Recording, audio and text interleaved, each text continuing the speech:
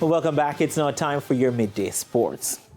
Now, Do-It Fraser, trainer for Jamaican boxer Ricardo Big 12 Brown, says it has been a challenge finding sparring partners for the Olympian based on his physical structure.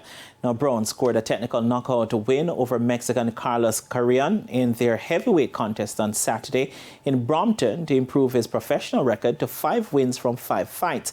But speaking after the fight at the weekend, Fraser explained that Brown needs more time in the ring. First of all, we need sparring. We need a lot of rounds because Ricardo, sadly, these fights are not giving the rounds needed. So we have to get those rounds in the gym. And one of the reality is when we find the right sparring partner, they're afraid to let their hands go.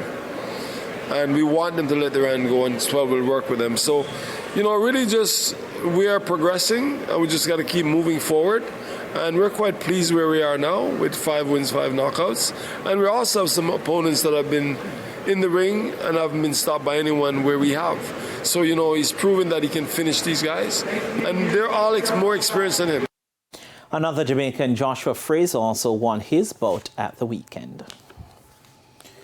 In football, 2-time champions Bridgeport High School will look to get their Issa Manning Cup title hunt off to a good start as they face Edith Dalton James High in one of 5 games in the competition this afternoon.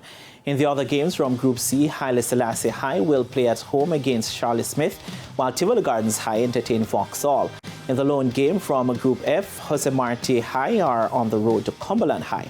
Meanwhile, Waterford and Meadowbrook will look to join at St. George's College and Kingston College at the top of Group A as they meet at Waterford High. All games kick off at 3:30. Meanwhile, 5 games are down to be contested in the Asa da Costa Cup. In Zone B, former champions Raciz will play Merlin Otte High at the Colin Miller Complex, while at the Orchard Sports Complex, Hopewell will bat at Green Island. In Zone F, Belfield will be at home to Bel-Air. The Carteret College travel to Mayday High, while Manchester play away to Mount St. Joseph. Kickoff is also at 3 p.m. Now, England have now won 6 of 7 test matches under new head coach Brendan McCallum as they wrapped up a 2-1 series win over South Africa with a 9-wicket victory on day 5 at the Oval this morning.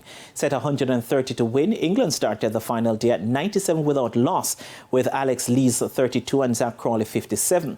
Lees only managed to add 7 runs to his overnight total before he became the lone wicket to fall on the day for 39.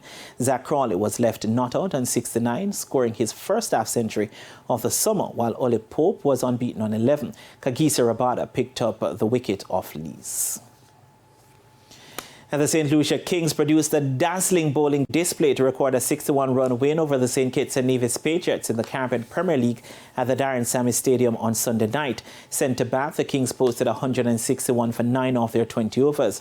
Captain Faf du Plessis led the batting as he top-scored with 60 from 35 deliveries, smashing 5 sixes and 2 fours. Du Plessis shared in an opening wicket stand of 86 with Johnson Charles, who made 41. The next best scorer was Matthew Ford, who contributed 15. Dwayne Pretorius bagged 3 for 37. Now, Jamaican Sheldon Cottrell and Akil Dananjaya both had 2 wickets each. In their run chase, the Patriots' innings never got going as they were bowled out for 119 overs. Standing captain Evan Lewis top-scored with 24, while Darren Bravo made 20. Ford returned to claim 3 for 19, while David Weezer had 3 for 17. Azar Joseph and Russian Primus both had 2 wickets. And Spanish teenager Carlos Alcaraz, at 19 years old, became the youngest men's Grand Slam champion since Rafael Nadal, when Rafael Nadal won the French Open in 2005 by beating Casper Ruud in the US Open final on Sunday. Alcaraz won 6-4, 2-6, 7-6, 6-3 in his first major final. Ruud, who is 23, would have become the new world #1 if he had won, but has now lost both of his 2 major finals. Instead, it is Alcaraz who replaces Russia's Daniil Medvedev at the top, becoming the first teenager to climb to the summit in the 49-year history of the ATP rankings. And that's it for your Midday Sports Report. Kalisha, it's back to you.